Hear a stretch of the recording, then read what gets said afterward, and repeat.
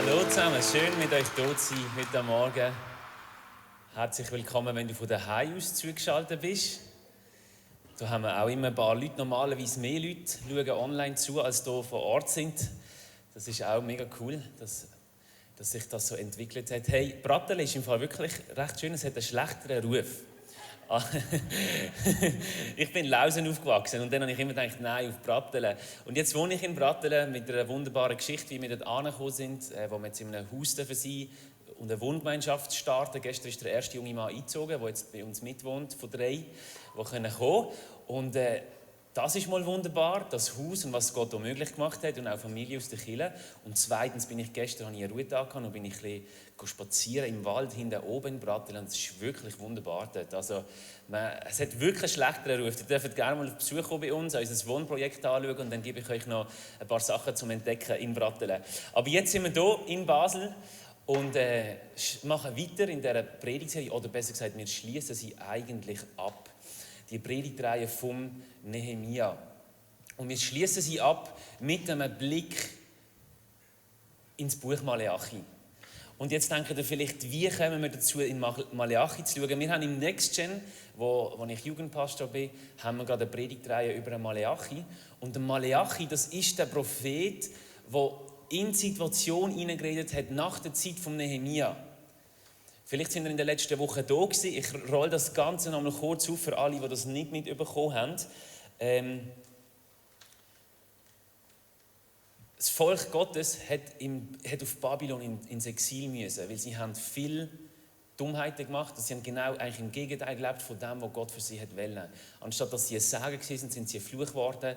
Sie haben zum Beispiel haben die Richter den Leuten recht gesprochen, die mehr Geld zahlen. Sie haben Arme und Waisen unterdrückt. Sie haben sogar ihre eigenen Kinder angefangen zu opfern, den Gottheiten von der Nachbevölkerung. Und Gott hat gesagt, hey, ich habe euch ausgesucht, damit ihr ein Segen sind für die ganzen Nationen. Und ihr treibt es noch schlimmer als alle. Jetzt müssen wir wie einen Restart machen. Hat sie nach Babylon da. Und dann gesagt, in 70 Jahren kommen wir wieder zurück und wir probieren das wie wieder mal. Es ist eigentlich die ähnliche Route, wie der Abraham damals gemacht hat, wo Gott gesagt hat, wir starten das. Jetzt macht er wie einen Restart, weil sein Volk völlig in eine andere Richtung gegangen ist. Jetzt kommen sie zurück nach Israel und sie bauen alles auf. Um das geht es im Buch Nehemia. Sie bauen die Stadtmauern auf, sie bauen den Tempel auf und ihre Häuser. Und letztes Mal haben wir gehört, sie richten auch ihre innere Mauer wieder auf, dass sie sich ausrichten auf Gott. Aber leider hat die Haltung, die innere Haltung, hat nicht so lange angehabt. Und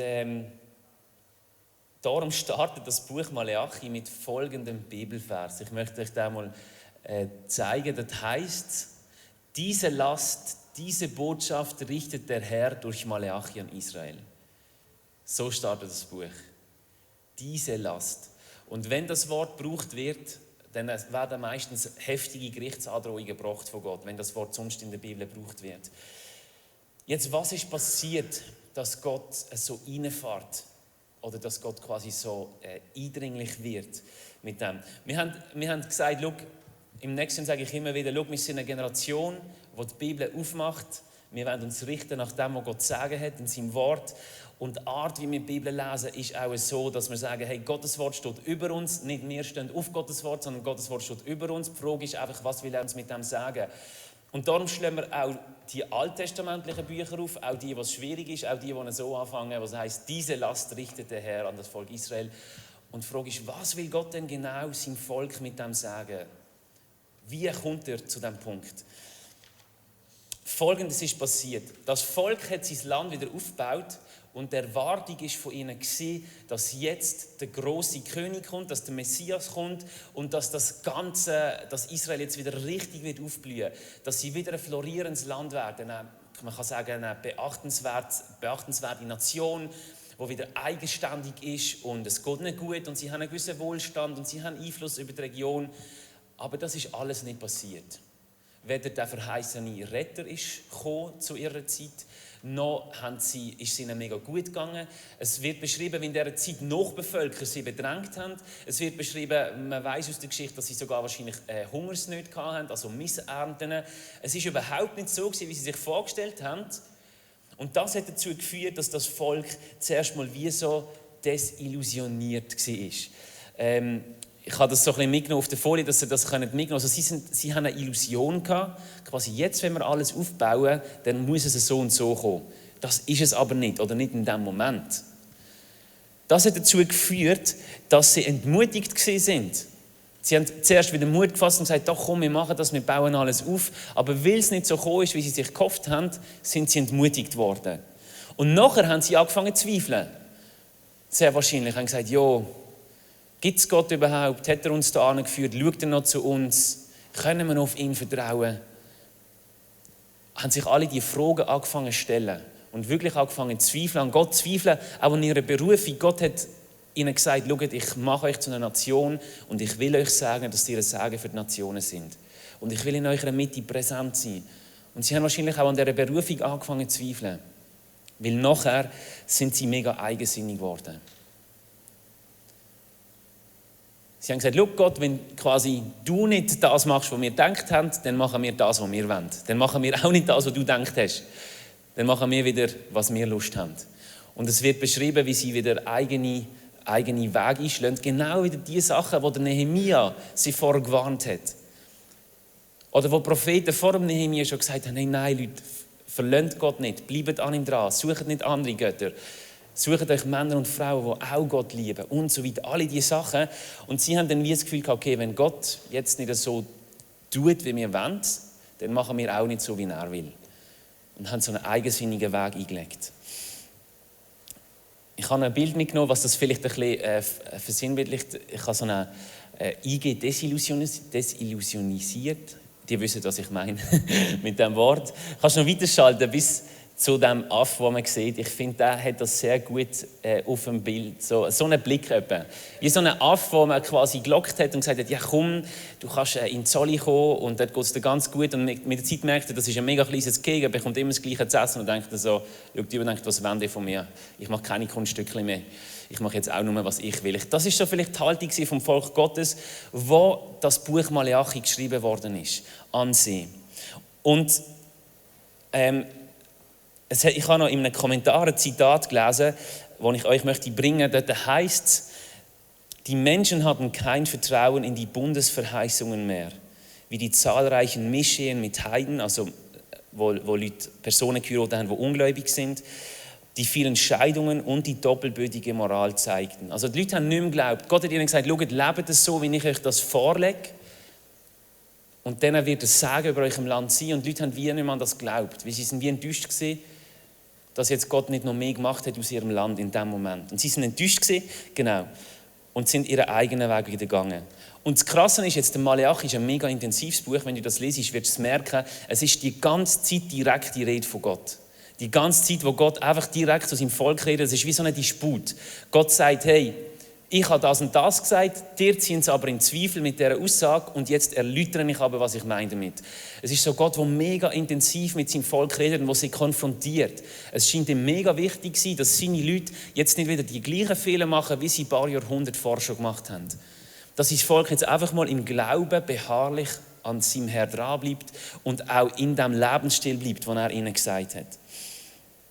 Jetzt schauen wir doch mal das erste Thema an, wo dort gebracht wird. In Maleachi 1, Vers 2, dort sagt dann Gott, das ist der zweite Vers, das ist einer zu weit viel, du kannst dort hingehen, was heisst, ich habe euch geliebt. Genau, danke viel, dass du einspringst vom ICF Basel-Land.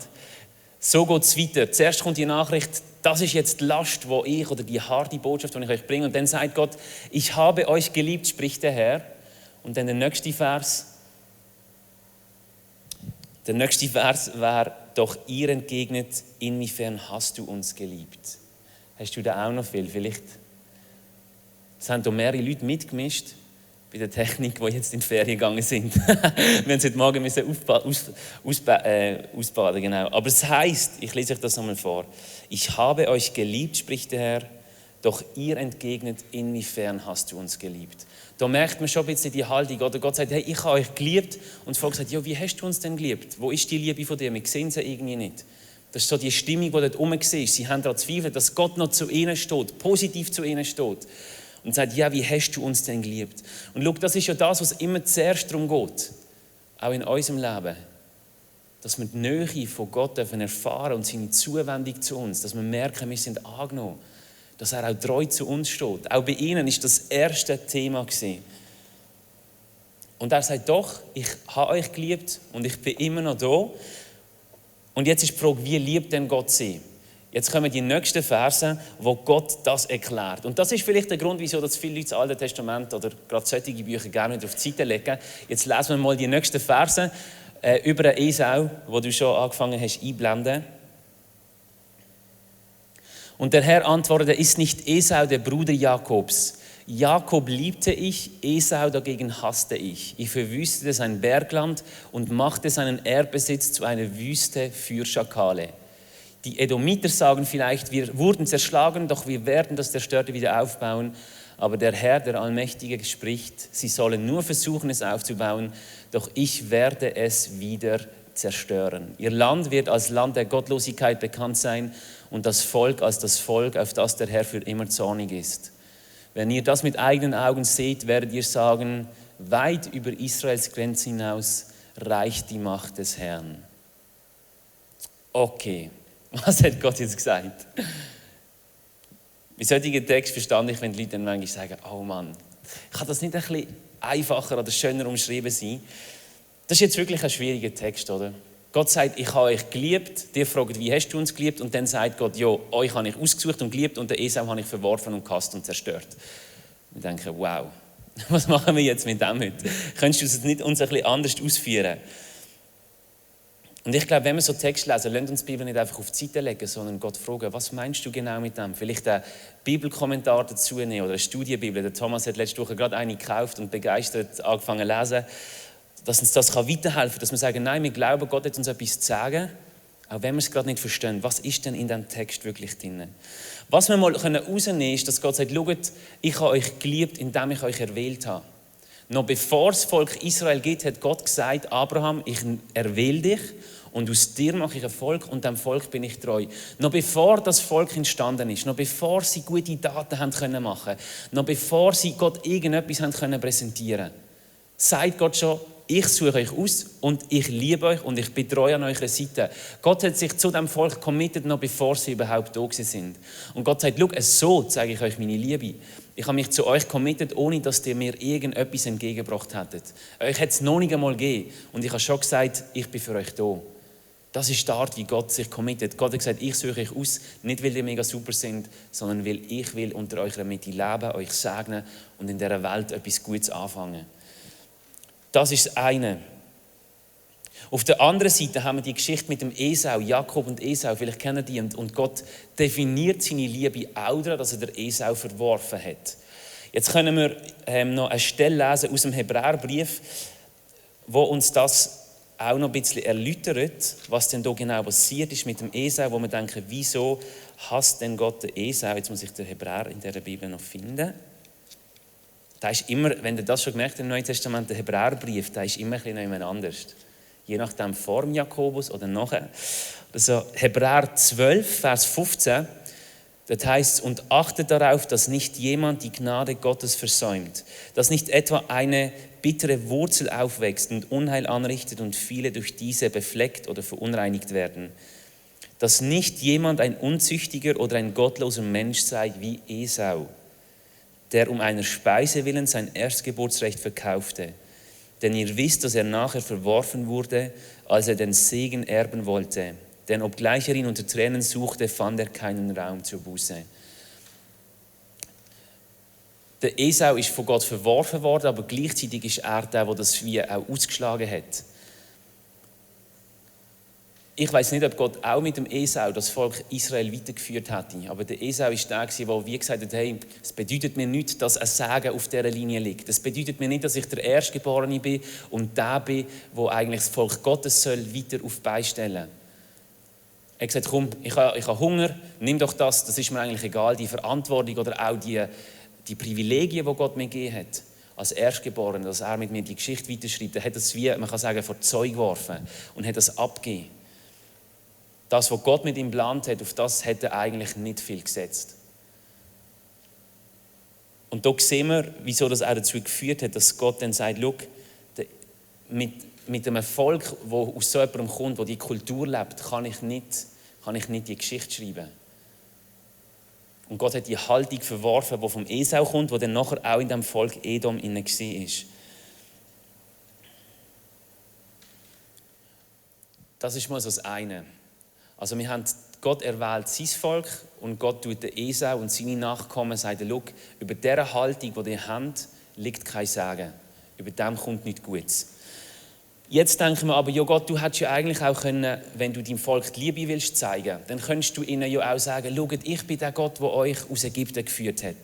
Ich habe euch befreit aus der Sklaverei vom Pharao. Ich habe euch durchs Meer durchgeleitet. Ich bin in der Nacht mit einer Feuersäule vorangegangen, beim Tag in einer Wolkensäule. Ich habe euch ernährt mit Brot vom Himmel, mit Manna. Ich bin Tag und Nacht für Nacht bin ich an eurer Seite gewesen. Wir könnten sagen, wieso tut Gott nicht seine Liebe so definieren? Wieso sagt er, ich habe euch erwählt und geliebt und den Esau habe ich verstoßen? Für uns ist das ein bisschen so krass und schwierig zum Einordnen. Wenn wir jetzt aber schauen, was ihre Situation war, der Punkt ist, die Generation, wo Gott jetzt zu ihnen redet, wir sind etwa 450 Jahre vor Christus. Die Generation hat nicht erlebt, wie Gott sie aus Ägypten herausführt. Die Generation hat nicht erlebt, wie er sie durch die Wüste leitet. Die Generation hat nicht erlebt, dass er sie ernährt mit Brot vom Himmel. Das sind alte Geschichten für sie. Ihr jetziges Problem, lasst uns das mal zusammen lesen. Ich habe noch Bilder von Edom zuerst, dass ihr mal sehen, wo das etwa war. Und dann lesen wir gerade die Situation. Das ist das Rote Meer unten. Oben sehen wir das Tote Meer. Das ist so links oben, wo Kanaan steht, ist das heutige Israel. Das ist die Sinai-Halbinsel. Und das, was so rötlich eingezeichnet ist, dort hat das Volk Edom gelebt. Vor allem im heutigen Gebiet von Jordanien sind sie gesehen. Du kannst noch das nächste Bild zeigen. So hat ihr Gebiet eben ausgesehen. Es war sehr wüstenreich, ein bisschen hügelig. Das ist das damalige Edom. Und dann lesen wir jetzt aus dem Online-Bibellexikon, heißt es, nach der Eroberung Jerusalems durch die Babylonier im Jahr 587 vor Christus nutzten die Edomiter die Schwäche Judas aus und drangen in den Süden von Juda ein. Wisst ihr, wieso dass Gott jetzt seine Liebe erklärt, indem er sagt, schau, Edom habe ich verworfen. Die Juden werden bedrängt von den Edomitern. Edom ist das Volk, kannst du noch mal die Karte zeigen, wo dort sind sie von dem roten Gebiet immer weiter ins Gebiet von Israel drängt, in der Zeit, wo der Bibeltext geschrieben worden ist, und haben den Juden das Leben schwer gemacht. Sie haben das Volk Gottes bedrängt. Jetzt leuchtet uns plötzlich ein, wieso dass Gott die Stelle bringt, dass er sagt, schaut, ich habe euch erwählt, zu euch schaue ich, aber die Edomiter, die euch bedrängen, sie haben keine Zukunft. Ihnen habe ich mich entgegengestellt. Ich schaue zu meinem Volk und die gegen mein Volk kommen, haben keine Zukunft. Versteht ihr? Gott hat wie den Spruch geredet von den Leuten damals. Ihnen hat das nicht viel gesagt, dass er sie mal aus Ägypten rausgeführt hat. Das war keiner von denen dabei gewesen. Aber in dem Moment erleben sie, wie ihre Nachbarn ihnen das Leben schwer machen. Und sie angreifen und befeinden. Und Gott sagt, schaut, euch beschütze ich, mit euch bin ich unterwegs und ihnen stelle ich mich entgegen. Das Volk hat keine Zukunft, weil sie gegen euch sind. Wie der Esau gegen Jakob gegangen ist. Und plötzlich merken wir, hey, wenn Gott so etwas in der Bibel schreibt, doch, es kann Sinn machen, wenn wir es nicht gerade verstehen. Für die Leute damals hat das mega Sinn gemacht. An dem haben sie die Liebe Gottes greifen. Wow, Gott kümmert sich um uns. Und die Feinde, die uns das Leben schwer machen, denen stellt er sich entgegen. Und sie werden nicht für ewig so gut unterwegs sein. Und wenn du dann in einem Bibellexikon ein bisschen weiterlesest, dann wirst du auch mitbekommen, dass die Edomiter haben es dann in Zukunft wirklich schwer bekommen. Sie sind vertrieben worden aus dem Land, von einem arabischen Volk und so weiter. Haben dann noch eine Zeit lang mit den Juden gelebt und sind dann 70 nach Christus, wo die Römer alles platt gemacht haben, sind sie auch verschwunden. Aber du merkst, ein Volk, das sich Gottes Volk entgegenstellt, das hat keine Zukunft. Und Gott sagt, spricht das seinen Leuten so zu. Okay, jetzt bist du vielleicht da und sagst, ja, was hat das jetzt mit mir zu tun? Die ganze Geschichte von Maleachi, dass wir hier einen Prophet haben, der die Botschaft erzählt. Schau, ich glaube, gibt es nicht auch in unserem Leben so Situationen, wo wir uns etwas erhofft haben von Gott, uns etwas vorgestellt haben und dann aber gemerkt haben, irgendwie wird es nicht so, wie wir das gedacht haben. Und wo dann in uns die Haltung wächst, ja gut Gott, wenn du nicht so tust, wenn ich mir das vorgestellt habe, dann mache ich es auch nicht so, wie du es willst. Dann gehe ich auch wieder den Weg, wo ich Lust habe. Wenn wir anfangen, seiner Liebe zu zweifeln, wie das Volk Gottes, und dann sagen, du, ich weiß gar nicht, ob Gott noch da ist. Ich weiß gar nicht, ob er noch etwas vorhat mit meinem Leben oder mit uns als Christen, etwas noch bewegen will. Komm, ich hänge das an den Nagel. Oder immerhin mache ich ein paar Kompromisse dort, was mir ein bisschen zu mühsam ist, Gott nachzufolgen, gehe ich den Weg, der ein bisschen gemütlicher ist. Ich glaube, das kennen wir gut. Ich möchte es euch mal erzählen an einer Geschichte von meinem Leben, wo ich genau die Haltung der Leute von Maleachi in meinem Herz hatte und genau so einen Weg gegangen bin. Mit etwa 16 oder 15, ich weiß es nicht mehr genau, habe ich mit Gott über Sex geredet. Ich habe gesagt, Gott, wenn du wirklich willst, dass Sex etwas ist, was in der Ehe gelebt werden soll, dann musst du mir zeigen, wieso. Und ich habe dann das Gefühl, Gott malt mir eine Vision vor Augen, was er sich gedacht hat zwischen Mann und Frau, von der Ehe, von einer exklusiven Gemeinschaft, wo zwei Menschen sich wirklich nahe sind, ein Mann und eine Frau, und alles miteinander teilen. Und auch aufeinander warten und so. Und ich habe gemerkt, hey, diese Vision überzeugt mich. Ich wünsche mir auch so eine exklusive, nahe Beziehung zu einer Frau, wo wir eine Familie gründen, miteinander unterwegs sind. Und ich habe gesagt, Gott, ich bin im Boot, auch wenn die Hormone und die Gesellschaft gegen das spielen, ich will in die Richtung gehen. Und bin so unterwegs gewesen. Mit 21 habe ich dann meine heutige Frau kennengelernt. Und es ist eine mega spezielle Geschichte. Gewisse von euch haben sie vielleicht schon gehört. Das würde jetzt zu weit führen, die noch erzählen. Aber wir haben erlebt, wie Gott uns wirklich auch zusammenführt. Weil ohne ihn hätten wir es nicht geschafft. Wir hätten uns irgendwie verpasst. Und Gott hat deutlich mir gesagt, Timon, probier es mit der Nadia. Weil die Nadia, meine Frau, ist kommt wirklich von einer schwierigen Geschichte. Sie hat ein zerbrochenes Leben gehabt. Erst dort, wo wir uns kennengelernt haben in einem Lager, hat sie Jesus kennengelernt. Ich war schon Jugendpastor gewesen. Wir sind irgendwie ganz an einem anderen Punkt vom Leben, so dass wir nicht natürlicherweise zusammengekommen wären, außer dass wir uns noch hübsch gefunden haben. Aber dort hat es dann auch schon aufgehört. Also haben wir die Geschichte gewagt. Für mich war es wirklich ein Wagnis, weil ich dachte, kann das gut kommen. Ich habe gesehen, wie viele Verletzungen meine Frau noch hat von ihrer Vergangenheit. Ich habe gesehen, dass sie an einem anderen Punkt ist. Und ich habe gedacht, wird ich je eine Frau haben mit ihr, die mit mir auf Augenhöhe unterwegs ist, die innerlich gesund wird und so weiter. Ich habe das noch bezweifelt, aber ich habe gedacht, Gott hat ein halbes Jahr lang nur über das mit mir geredet. Ich dachte, gut, ich bin blöd, wenn ich es nicht probiere. Und so sind wir zusammengekommen. Wir haben uns unterhalb von der Bar Rouge, hat es ja auch noch so eine Sky Lounge vom Hotel, dort sind wir zusammengekommen und haben uns das erste Mal erzählt, was Gott auch alles geredet hat. Und haben gesagt, jetzt wogen wir das. Dann haben wir das gestartet und kurz darauf bekomme ich dann mit von der Nadia ihre Geschichte, dass vor mir auch schon sie Freunde hatte und auch mit Männern zusammen war, wo sie auch mit ihnen geschlafen hat.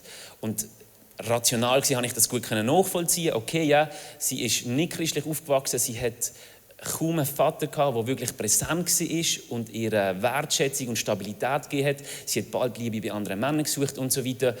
Und hat das dann schon nachvollziehen, aber innerlich hat es mich verletzt, weil ich dachte, jetzt bin ich so für die Vision gegangen, mit einer Frau zu heiraten und wir werden eine Einheit und nur wir teilen das zusammen. Und es hat mega viel mit mir gemacht, obwohl ich verstanden habe von ihrer Geschichte her, wie das so gekommen ist und dass auch in ihrem Leben schwierige Storys sind, die sie mit sich trägt.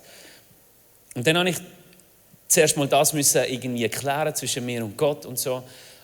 Und dann habe ich gedacht, ja gut, jetzt immerhin, wenn wir dann heiraten, dann dürfen wir das endlich genießen, dürfen wir auch zusammenkommen mit unserem Haushalt, mit unseren Finanzen, aber auch körperlich dürfen wir das endlich genießen. Und ich habe mich gefreut mit 24, als ich 24 war und seit 20 haben wir geheiratet. Und ich bin allgemein in der Stimmung gewesen, ausziehen von daheim, jetzt geht das Leben los. Nadia und ich gestalten das Leben ganz neu. Aber für sie war es viel schwieriger gewesen, weil sie ihre Pflegefamilie verloren hat, wo sie das erste Mal ein richtiges Zuhause hatte. Das war für sie schwierig. Sie ist von Thun auf Basel gezogen. Das ist auch ein bisschen schwierig, wenn man plötzlich die schöne Aussicht und das Sehen hat.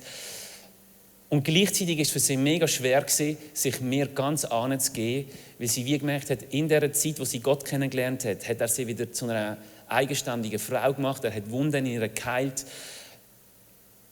Und sie war wie noch nicht ganz parat gewesen, jetzt wieder so voll alles preiszugeben, wieder voll mit quasi mir alles schon anzugeben.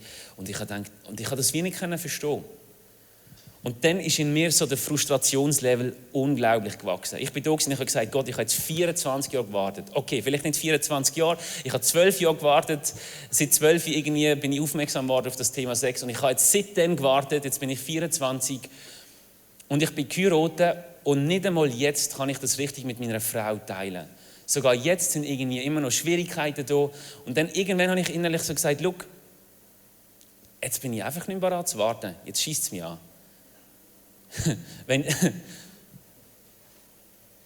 Wenn jetzt das nicht so läuft, wie ich mir das vorgestellt habe und Gott das nicht so macht, wie ich mir das erträumt habe, dann gehe ich halt auch meinen eigenen Weg. Dann hilfe ich mir selber sozusagen. Und ich habe das gebraucht als Legitimation, um immer wieder pornografische Sachen zu schauen. Weil ich gesagt habe, ich bin nicht bereit, um die ganze Zeit zu warten und meine Sexualität quasi unterdrücken. Ich habe nicht gewusst, wird sie je irgendwann besser werden. Aber der Punkt ist, meine Frau hat einfach noch ein bisschen Zeit gebraucht. Es war mehr Zeit, als ich gehofft habe. Aber schon nach einem Jahr haben wir viel besser miteinander umgehen. Und auch Körperlichkeit. Wir haben das viel mehr anfangen zu genießen zusammen. Aber der Punkt ist, ich hatte die Malachi-Haltung in mir und habe gesagt, ich gehe meinen eigenen Weg noch. Und das hat Schaden entstehen lassen. Weil durch das habe ich Sachen zwischen mich und meine Frau bekommen, weil ich nicht bereit war, zu warten nochmal. Habe ich Sachen zwischen uns bekommen, Sachen, die bis heute manchmal schwierig sind oder die bis heute noch einen gewissen Einfluss haben auf unsere Ehe und auch auf mein Herz. Im Nachhinein würde ich jetzt sagen, das richtige Weg sehen, okay Gott, es nervt mich, ich habe mir es anders vorgestellt. Aber ich glaube weiterhin an dich und dass dein Weg der richtige ist. Und ich glaube daran, dass du noch nicht fertig bist mit unserer Geschichte, dass du uns nachher weiterhelfen kannst. Und ich probiere jetzt, auf diesem Weg weiterzugehen, meiner Frau treu zu sein und an dieser Ehe festzuhalten. Und ich probiere ihr den Raum zu geben, den sie noch braucht, bis sie selber ganz ankommen kann und wir auch in der Ehe noch mal tiefer zusammenwachsen, sozusagen. Das wäre der richtige Weg gewesen. Aber in dem Moment habe ich gesagt, wenn Gott nicht so tut, wie ich will, dann mache ich auch irgendetwas Eigenes. Und das ist die eigensinnige Haltung. Das ist genau die Haltung, die Gott konfrontiert, weil er weiss, schaut, wenn dir als mein Volk so einen eigenen Weg einschlägt, dann kommt das nicht gut. Das liegt kein Segen auf dem. Für unsere Ehe wäre es unglaublich viel besser gewesen, wenn ich den Weg gewählt hätte, den Gott vorgeschlagen hat. Und der andere, den ich gewählt habe, der hat Schaden gelegt auf unsere Beziehung.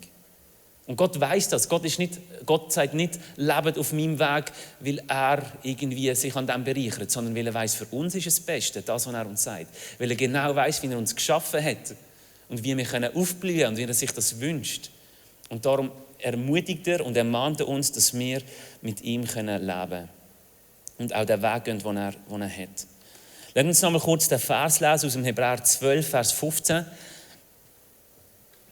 Und achtet darauf, dass nicht jemand die Gnade Gottes versäumt, dass nicht etwa eine bittere Wurzel aufwächst und Unheil anrichtet und viele durch diese befleckt oder verunreinigt werden. Gott ermutigt uns, achtet darauf, dass ihr nicht aus der Gnade von Gott rausgeht, dass ihr euch nicht von seinem Bund entfernt und dass ihr nicht etwas Bittes in euch aufkommt, auch wenn ihr euch etwas anderes gewünscht habt. Haltet daran fest, dass Gott noch nicht fertig ist mit dieser Geschichte, auch wenn die Situation jetzt mühsam ist. Haltet daran fest, dass sein Weg immer noch der bessere ist, auch wenn man momentan gerade nicht sieht, wo es durchgeht. Glaubt an das. Gott ermutigt uns, glaubt an das. Und ich wünsche mir, dass wir als Kirche wie diesen Glauben aufbringen können, dass wir sagen, wir halten fest an dem, was Gott gesagt hat, weil wir wissen, er ist noch nicht fertig mit dieser Geschichte, die er mit uns schreibt. Weil wir wissen, Gott, wenn wir die Geschichte jetzt anschauen, im Rückblick wissen wir, es ist zwar noch 400 Jahre gegangen, okay, das ist eine lange Zeit, das haben die Leute nicht mitbekommen, aber der versprochene Retter ist gekommen. Und es war nicht irgendein Mensch, sondern es war Gott selber, der gekommen ist. Jesus. Gott hat noch die Erwartungen der Menschen übertroffen in diesem Sinn. Und wenn das die Leute damals gewusst hätten, dann hätten sie vielleicht ein bisschen mehr Glauben zusammengebracht und gesagt, okay, nein, wir gehören zu seinem Volk, wir bleiben an ihm dran. Gott wird seine Geschichte schon schreiben mit dieser Welt. Weil er hat uns nicht losgelassen. Und lasst uns die Haltung bekommen, dass wir wissen, auch wenn wir gerade nicht weiter sind, auch wenn wir wie in einer Wüstenzeit sind, Und uns erhofft hat, dass es anders ist. Gott ist noch nicht am Ende. Und in der ganzen Geschichte, wenn wir die Bibel durchschauen, merken wir, er ist immer wieder gekommen zu seinem Volk. Und er hat zu der rechten Zeit das gebracht, was es gebraucht hat. Und wenn wir diese Haltung haben, dann können wir auch in einer schwierigen Situation sagen, gut, ich gehe jetzt nicht meinen eigensinnigen Weg und ich fange nicht an zu zweifeln, ich beharre einfach an Gott und sage, schau, auch in den vergangenen Jahrtausenden bist du da gewesen, du hast das gemacht, was du gesagt hast und auch jetzt bleibe ich an dir dran und auch jetzt habe ich an deinem Wort fest. Ich glaube, das ist die Haltung, die wir einnehmen sollten. Vielleicht müssen wir auch mehr lernen, denken über Generationen hinweg. Zum Begreifen, Gott schreibt eine Geschichte mit seinem Volk über Generationen, nicht einfach nur mit dir und mir. Ja, Gott geht es schon um dich und mich, aber Gott geht es um die ganze Geschichte, die er am Schreiben ist. Und manchmal legen wir einfach ein Sagen für die nachfolgenden Generationen. Wie cool wäre es gewesen, wenn die Leute von Maleachi damals gesagt hätten, wir halten an Gott fest. Auch wenn er gerade noch nicht jetzt kommt mit seinem neuen Königreich. Das hat eine ganz andere Segenslinie bis Jesus gegeben, bis Jesus gekommen wäre. Und vielleicht ist es an uns, über so Generationen lernen zu denken und sagen, schau, ich halte an Gott fest, ich glaube und ich hoffe und ich bete und ich tue segnen, was ich kann. Weil ich weiss, das geht auf und Gott braucht das irgendwann, auch wenn ich es nicht mit eigenen Augen sehe. Gott ermutigt uns zu dieser Haltung. Wenn jetzt du da bist und du sagst, hey, das ist alles gut und recht, aber ich habe das Gefühl, ich kenne vielleicht die Bibel gar noch nicht recht, vielleicht hast du das erste Mal dazugeschaltet, bist das erste Mal da, dann möchte ich dich einladen, du kannst auch einfach die Bibel kennenlernen. Du kannst die Bibel aufschlagen, lernen lesen, es gibt gute Lesepläne oder Predigen, die dir das erklären. Aber lerne das kennen, was Gott zu sagen hat, weil über dem liegt wirklich eine Verheißung, über dem liegt etwas Gutes, was sich auch in deinem Leben wird entfalten. Ich möchte zum Abschluss kommen von dieser Message. Ich habe am Anfang gesagt, dass das Maleachi-Buch mega intensiv ist, weil Gott die ganze Zeit direkt redet. Es ist immer so wirklich Gott, der konfrontiert. Und das kann uns ein bisschen so, oh, das ist mir ein bisschen anstrengend, das kann die Haltung auslösen. Aber wir dürfen nicht vergessen, wenn der uns konfrontiert, der das die ganze Zeit über so dran ist, das ist der Gott, der sich uns als Vater zeigt. Das ist der Gott, der von sich als Hirt redet. Als der zu seinen Leuten schaut. Es ist der interessiert ist an seinen Menschen. Es ist nicht irgendein distanzierter Herrscher, der irgendetwas von dir will, was nicht gut für dich ist. Es ist dein persönlicher himmlischer Vater, der dich liebt über alles, der sogar sein eigenes Leben gibt. Jesus ist gekommen, hat sein Leben gegeben, wo er das nicht hätte müssen, weil er dich liebt und weil er das Beste für dich will. Und wenn Gott so intensiv mit uns redet und mit uns ringt, dann ist das aus Liebe, weil er es besser weiß und besser meint mit uns.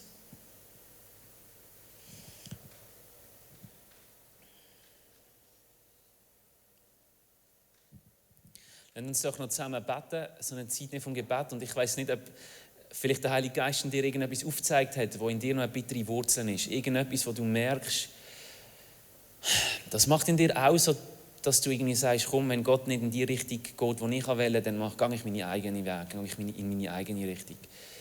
Wenn in dir so etwas aufgekommen ist, dann lass uns jetzt in dieser Zeit, wo wir beten, das einfach Gott anheben. Und lasst uns darum ringen, neuen Glauben zu bekommen. Und die Geschichten nicht vergessen, die auch über unser Leben ausgehen, was Gott am Machen ist.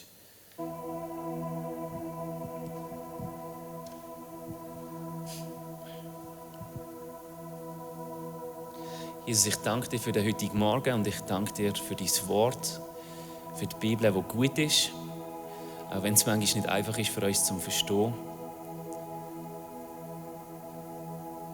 Und ich bitte dich zum Start gerade, Herr, dass du uns segnest damit, dass wir immer einen besseren Zugang zu deinem Wort bekommen, dass wir alle, die jetzt da sind heute oder die zugeschaltet haben online, dass wir lernen, uns täglich und regelmäßig aus deinem Wort zu ernähren und dein Herz hinter dem sehen. Danke, dass wir auch heute merken über den Text, der ein bisschen schwierig ist, dass du mit deinem Volk damals gezeigt hast, hey, ich bin für euch da, ich liebe euch, ich sorge für euch und ich stelle mich euren Feinden entgegen.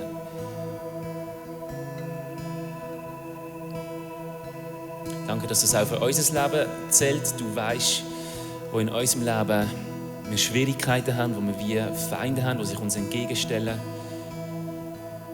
Du weißt auch dort, wo auf der ganzen Welt Menschen, die an dich glauben, verfolgt werden, wirklich am Leib und am Leben bedroht sind. Und wir danken dir auch, dass du dort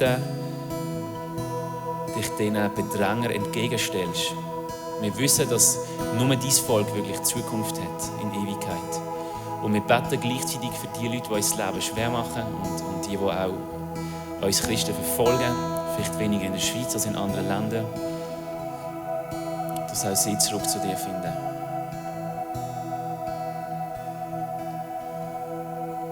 Und Jesus, du weißt mega gut um die bitteren Wurzeln, die manchmal in uns wachsen können. Wir haben uns vielleicht Situationen in unserem Leben anders vorgestellt. Wir haben gehofft, dass es anders wird. Wir sind enttäuscht, wir sind entmutigt. Ja, vielleicht haben wir Zweifel im Herzen, wo wir denken, ist Gott wirklich da? Liebt er mich wirklich? Hat er wirklich etwas Gutes mit meinem Leben noch vor? Und Jesus, wir wollen dir diese Sachen jetzt angeben. Vielleicht ein bisschen zögerlich, aber gleich wollen wir sie dir angeben. Und wir wollen dich auch um Vergebung bitten, dort, wo wir eigensinnig geworden sind und eigene Wege eingeschlagen haben, die nicht deiner Art entsprechen. Bitte vergib du uns das. Wir wollen das loslassen und wieder neu festhalten an dir und an den Sachen, die du sagst, an deinem Wort. Weil wir wissen, über dem liegt eine Verheißung. Weil wir wissen, der glaubt, der wird nicht enttäuscht.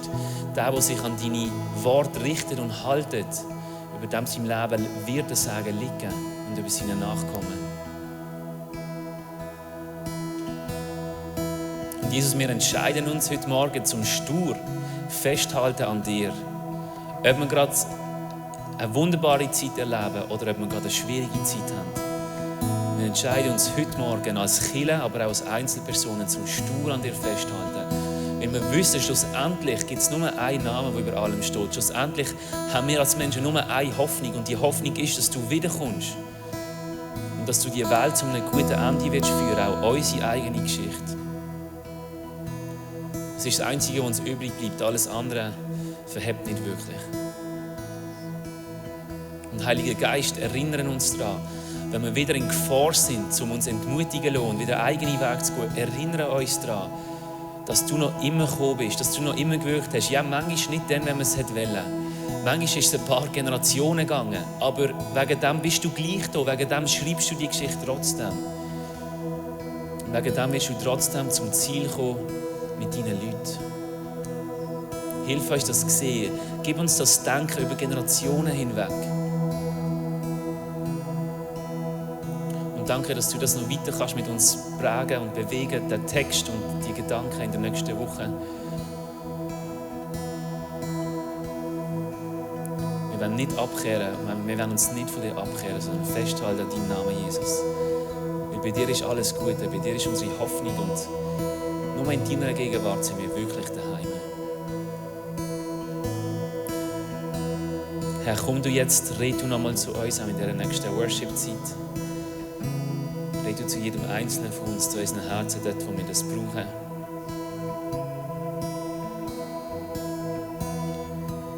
Wir vertrauen dir.